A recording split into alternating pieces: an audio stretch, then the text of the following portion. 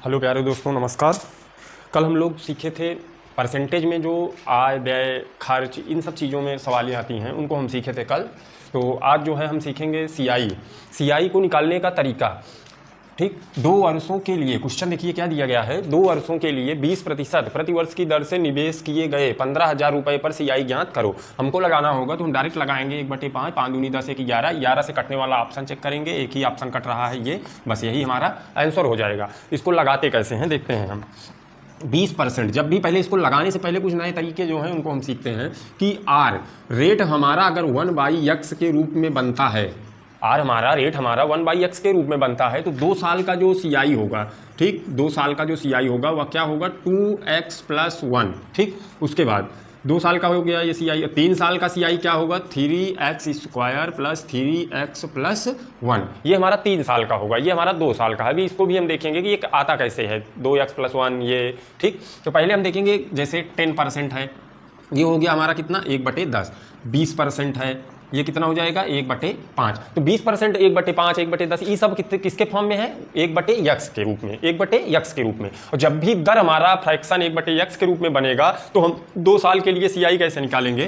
तो यहाँ हम लगा सकते हैं 2 साल के लिए कि 5, 1/5 के रूप में बन गया तो 2 × 5 + 1 बराबर 5 दूनी 10, 10 1 11, 11 आ गया। अब 11 हमारा जो है वही सीआई है 2 साल का, 2 साल का सीआई है। तो 11 का मल्टीपल चेक करेंगे तो एक ही ऑप्शन था, सही हो गया। मान लो एक ऑप्शन और अगर ऑप्शन में होता क्या 77, ठीक, ये होता ऑप्शन हमारे पास। तो यहाँ हम क्या देख पा रहे हैं 2 ऑप्शन कट रहे हैं, तो 11 से इस मामले में तो नहीं हो पाएगा। तो हमारे पास होता है क्या 2 साल के लिए, 2 साल के लिए जो P होता है मूलधन वह होता है x², और 3 साल के लिए जो P बराबर होता है वह होता है x क्यूब। 2 साल के लिए x², 3 साल के लिए x क्यूब P बराबर। तो यहाँ से हम निकाल सकते हैं P बराबर x का स्क्वायर।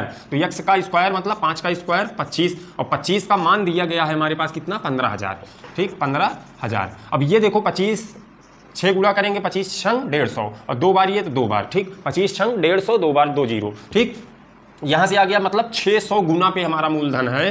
तो 11 का मान जो है हमको कैसे निकालना है गुणे 600, तो कितना आ जाएगा 6600। यहाँ से भी आ गया 6600 आंसर। ठीक, तो इस तरीके से भी कर सकते हैं, और यहाँ से निकाल सकते हैं 5 दूनी 10, 10 1 11। इस तरीके से मान लो ऑप्शन जो रेलवे एनटीपीसी, ये एनटीपीसी में आया हुआ क्वेश्चन है, तो यहाँ तो ऑप्शन दूसरा कुछ था। ठीक, तो 11 से ये कट जाता, यहाँ से आंसर आ जाता। अब इस चीज़ को जानने के लिए हमको ये देखना जरूरी है ये आता कहाँ से है। ठीक, तो इसके लिए हमको जब भी रेट जो होगा वह हमारा 1/x के रूप में होगा, तब हमारे पास जो सीआई होगा वह पहले साल का जो होगा वह 1 होगा, ये फर्स्ट का है। ठीक फिर ये दूसरे साल का 1 2 1, फिर तीसरे साल का 1 3 3 1। अब ये हमको आया कैसे, देखो आसान है, सीखो।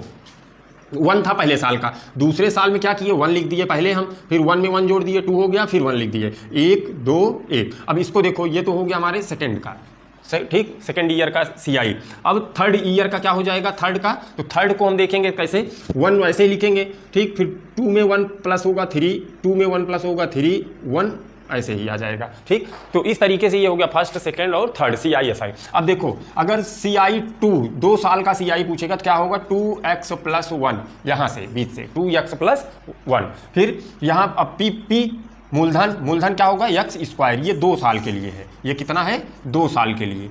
ठीक, 2 साल के लिए। अब 3 साल के लिए अगर आएगा हमारे पेपर में तो 3 साल के लिए कैसे निकालेंगे, यहाँ से देखो तो CI क्या हो जाएगा 3 साल के लिए तो 3x², 3 का गुणा इसमें होगा 3 कॉमन लेके x का गुणा 3x²। ठीक, फिर प्लस, अब यहाँ 3x का गुणा होगा 3x, फिर यहाँ 1 का गुणा हो जाएगा मतलब 1 + 1। ठीक, ये हो गया, ये 3 साल का हो गया। अब यहाँ हमारा मूलधन क्या होगा P बराबर x क्यूब होगा, P बराबर क्या होगा x क्यूब। बस यही हमारे पास 2 साल का 3 साल का। ज़्यादातर सवालें जितने भी देखी गई एनटीपीसी, रेलवे ग्रुप डी, किसी भी एग्जाम में वो आती है तो 2 साल का या तो 3 साल का, यही क्वेश्चन देता है। ठीक, तो यहाँ से अब हम इस तरीके से निकाल लेंगे इसको। इसका एक तरीका रेशियो मेथड भी होता है, जैसे मान लीजिए 1/5 हो गया तो पहले साल 5 था, फिर 6 हो गया, 2 साल का पूछा है स्क्वायर हो जाएगा, यहाँ 25 हो गया, यहाँ कितना 6 × 36, दोनों का अंतर कितना आ गया 11 आ गया। अब 11 का यहाँ 25 का मान दिया गया है कितना 15,000, 25 का मान कितना दिया गया है 15,000, तो ये कितने गुने पे है 600 गुने पे है। ठीक, तो 11 भी कितने गुने पे हो जाएगा 600 गुने पे हो जाएगा, 6600 यहाँ से भी आ जाएगा। तो इस तरीके से भी हम लगा सकते हैं 6600, 11 छक्के 6600।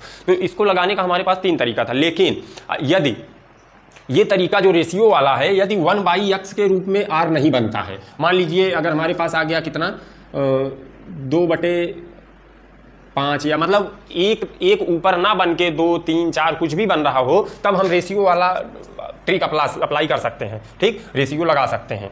लेकिन यदि हमारे पास 1/x में बन रहा है तो हम 2x + 1 और 3 साल के लिए 3x² + 3x + 1 और p कितना होगा 3 साल के लिए तो x³ होगा और 2 साल के लिए p कितना होगा x² होगा, p के लिए कितना होगा x²। अब देखिए ये क्वेश्चन हो गया।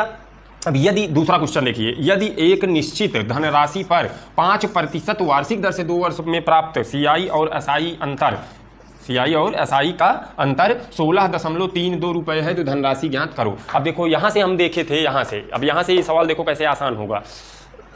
5% तो 5% का फ्रैक्शन कितना होगा 1/20। अब यहाँ से हमको मालूम होता है कि ये हमारे पास क्या होता है मूलधन, ये क्या होता है मूलधन, और ये क्या होता है हमारा अंतर होता है, ये क्या होता है अंतर। और जब भी हमको ये मालूम है कि जब भी हमारा r जो है वह 1/x के रूप में बनेगा, 1/x के रूप में बनेगा तो p कितना होगा x² होगा। तो x² का मतलब इसका अगर हम स्क्वायर कर देंगे तो कितना आ जाएगा 1/400।